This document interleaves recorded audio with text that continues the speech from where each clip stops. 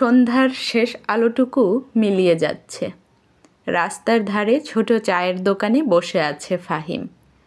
সামনে রাখা 1 কাপ ধোয়া ওঠা চা।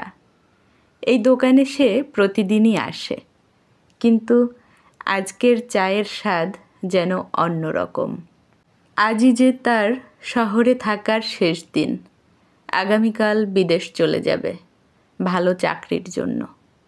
কিন্তু যাবার আগে একটা মানুষকে দেখার খুব ইচ্ছে ছিল, তামান্নাকে। তামান্না তার শৈশবের বন্ধু। ছোটবেলা থেকে সব কিছু একসঙ্গে করতো তারা। একসঙ্গে স্কুল, একসঙ্গে আড্ডা, স্বপ্ন দেখা। কিন্তু কখন যে বন্ধুত্বের জায়গাটা বদলে গিয়েছিল সেটা কেউ জানতো না। তামান্না কিছুদিন ধরে খুব ব্যস্ত, যোগাযোগও কম। ফাহিম ভেবেছিল আজ শেষবারের মতো দেখা করবে, বলবে তুমি আমার জন্য স্পেশাল।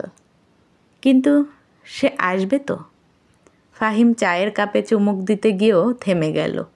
মনে মনে ভাবল হয়তো আসবে না, হয়তো আমি শুধু নিজের মনে এসব ভেবেছি।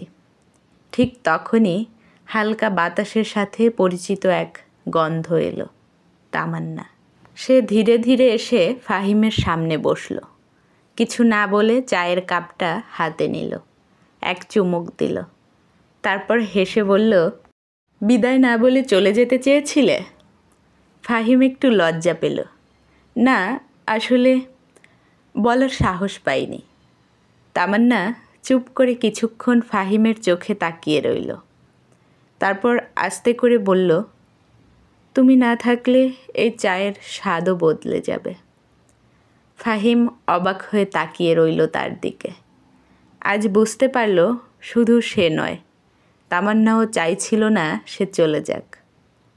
হয়তো কিছু অনুভূতি কথায় না বললেও বোঝা যায়।